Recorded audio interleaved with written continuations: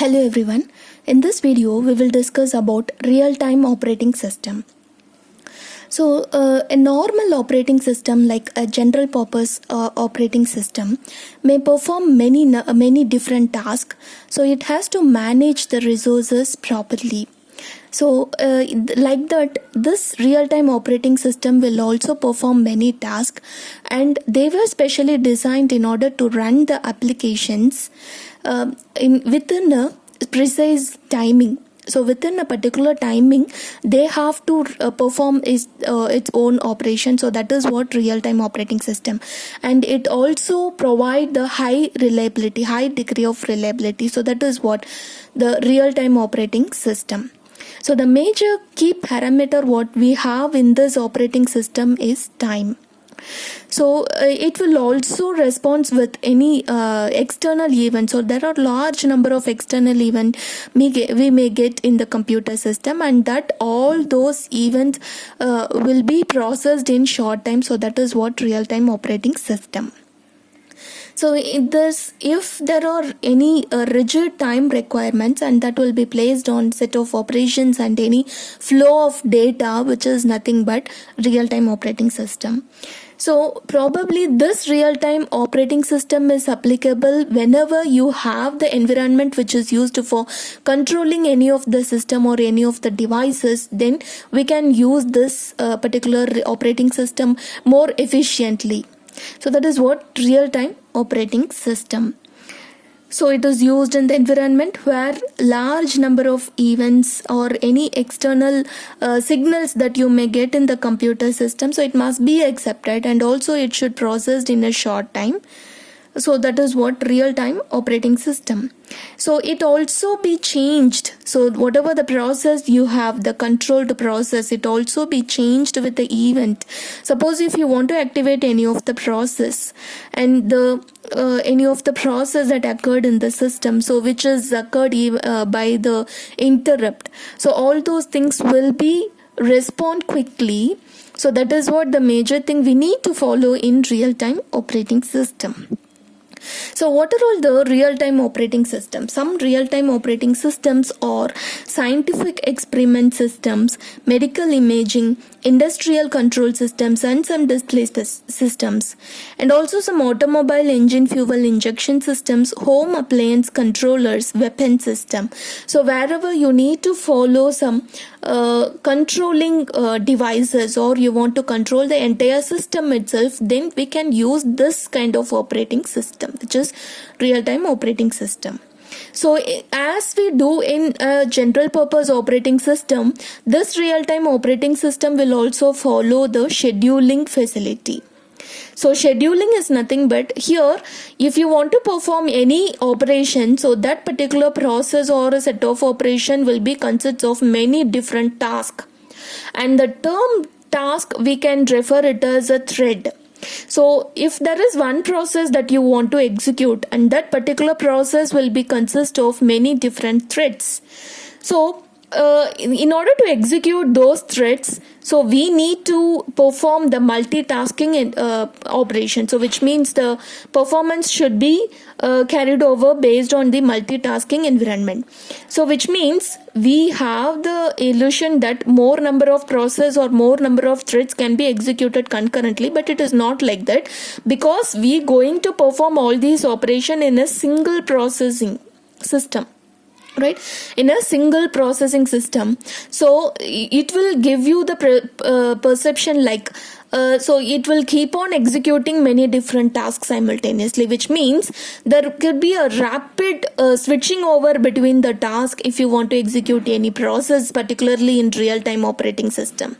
So suppose if you are executing the first task, and again if you get another task, then it has to execute the other task. So switching in between the task, or even between the process, takes place in real-time operating system.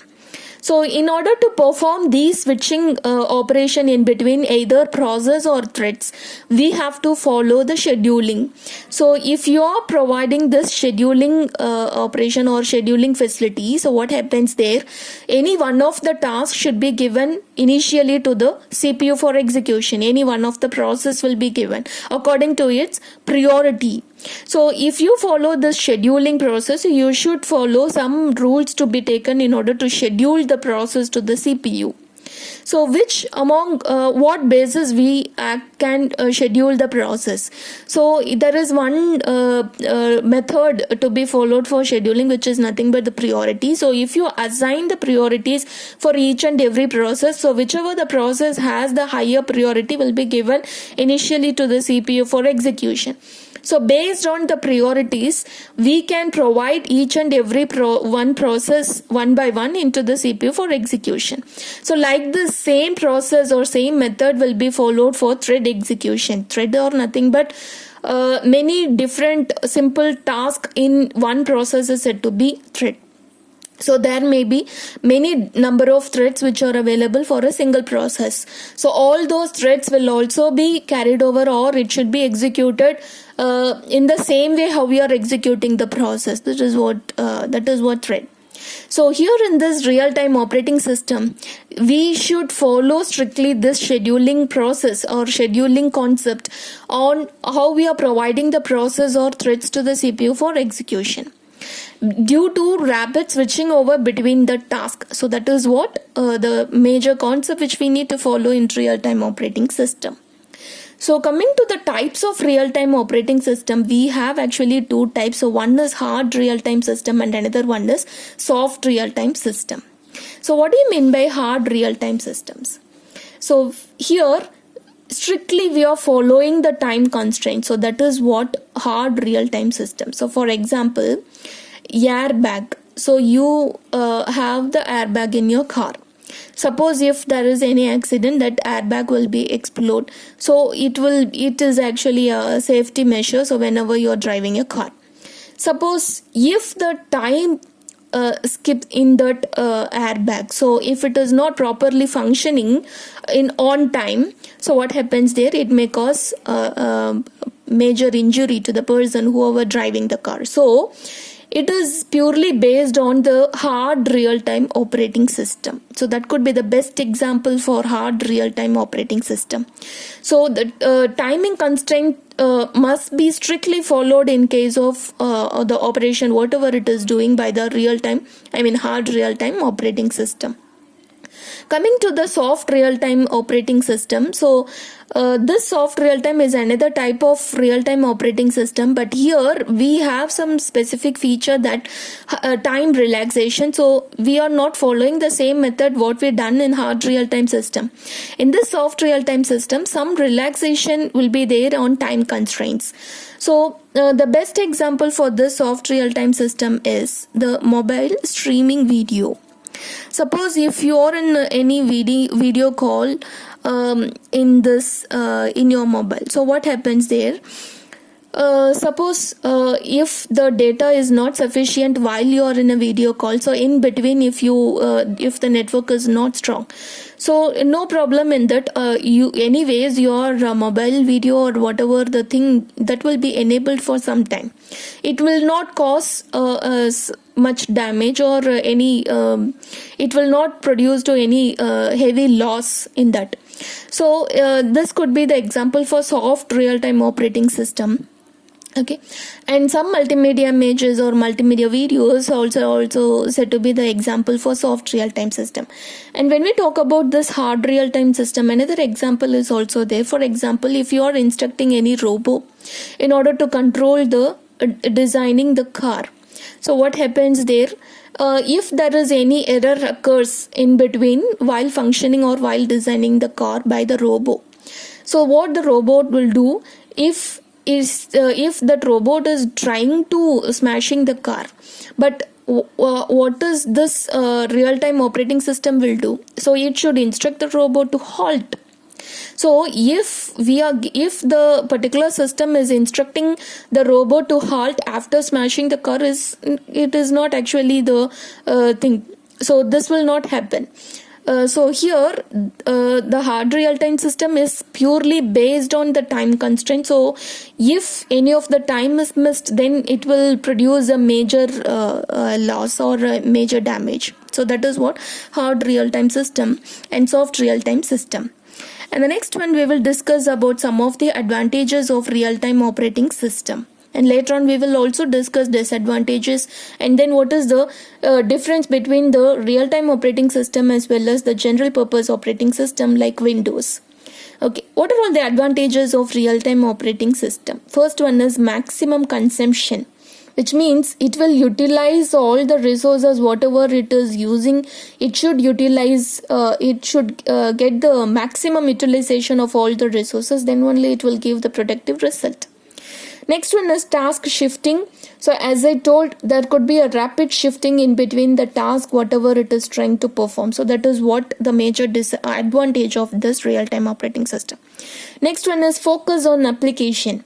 So even though many of the applications are waited in the queue in order to execute their own set of operations, but this particular system will only focus on the application whatever it is currently executing. So that is what the major advantage of the real-time operating system. This is because so I will tell you while we are discussing about the difference between operating system and the real-time operating system. Okay, so here even though we are following the scheduling concept on providing the application or any other process to the CPU for execution, so and focus only on the currently executing application, not on any other application that is waiting for a long time, even if it is waiting for a long time for execution.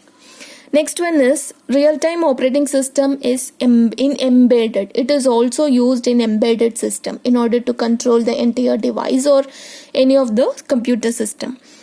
So it is a error-free. So as I told, this real-time operating system is applicable on well-defined timing constraints, which means rigid timing constraints, so that you will not get any output with any errors. Right, so you will get the output with the error free.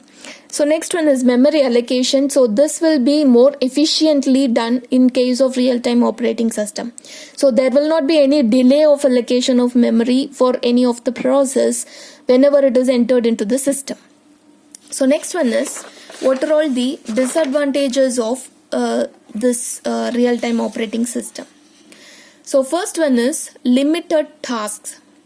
So we have only the limited tasks, so because there could be a rapid switching of all the tasks whatever it is going to perform. So if it is a limited task, then it will produce the result efficiently, otherwise it will take some more time. So whatever the program it is executing, so it should be very smaller in size. That is what the main feature that we need to follow in real-time operating system. Next one is heavy system resources.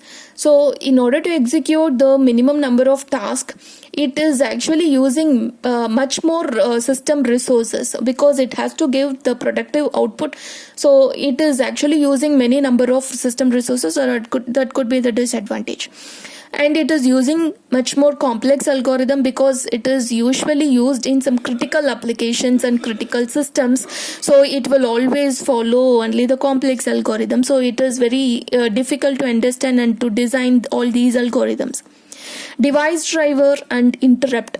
So though it is using several resources in order to execute their task, so it has to follow some many number of device driver, and also if it gets any interrupt in between the execution, it has to respond to that interrupt without any delay. So that is actually a disadvantage. And thread priority. So this thread priority, which is nothing but we have lot of threads for even a single process. So what happens there, if you provide the priority for all the threads, and real-time operating system will work only with the high priority threads or even the process. So the threads which has the low priority, which is keep on waiting for a long time, even after the completion of all the high priority threads, this low priority threads will be given for execution. So that could be it will lead to some cases it will lead to starvation. So that could be the drawback of this real-time operating system. So next we will discuss about what is the difference between the real-time operating system and the general purpose operating system. So general purpose operating system, which is nothing but the Windows, whatever we are just using. So here first one is it will differ on setting priorities. So how we are setting priorities for the incoming process, or even if you are executing many number of threads, how we need to set the priority. So in case of Windows, we are not strictly following the priority. So we have to follow the priority scheduling. But in some cases, if it leads to the starvation, so just now I told what is starvation. So if the low priority jobs or keep on waiting for a long time until the completion of all high priority process. So what happens there? We can change that particular situation into we can give some priority to even for the low priority jobs. So we can change the order of providing the process to the CPU for execution for at some cases for some time. So that is what happens in general purpose operating system. But in case of real time operating system, this will never happen, because we need to strictly follow the rule whatever we should define initially. In case of real time operating, we cannot change it at any cost in any situation. So here, whatever the high priority jobs we have, we should run all those high priority jobs, and after completion of the high priority, it has to move to the next low priority process. So this is what the difference between real time operating system and the general purpose operating system on setting priorities. And the next one is interrupt latency. So interrupt latency, which is nothing but the time taken between the interrupt has occurred in the system and the service that it is actually received by the operating system. So when it is actually providing the service to that particular interrupt service routine, so that is what the interrupt latency.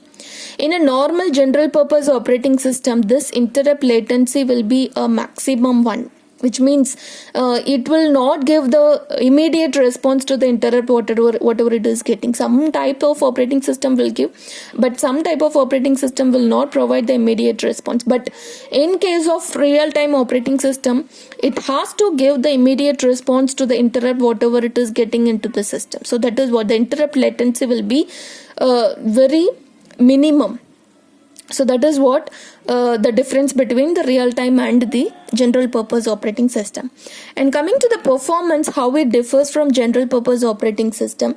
So this real-time operating system will give you the much more better performance than the general purpose operating system, because it should define all the characteristics of the resources whatever it is using. So it should have all the unique characteristics, and also the user has to investigate all these unique characteristics before using it. So it will give the better performance than the general purpose operating system, because based on the timing constraint, it is actually executing this own set of operations and it providing the result. So it will give the productive result, which means the efficient one, comparing the general purpose operating system. And one more thing, it will give you the result in error-free concept. So that is also a major advantage of this real-time operating system. So this is about real-time operating system and how it differs from another general purpose operating system. Okay, and one more thing, what is the specific scheduling concept it will follow? In case of this real-time operating system, it will follow preemptive priority scheduling. So this particular scheduling method should be followed in case of real-time operating system. So I will tell you what is this preemptive priority scheduling. So we will discuss about this scheduling concept in forthcoming videos. Okay, thank you.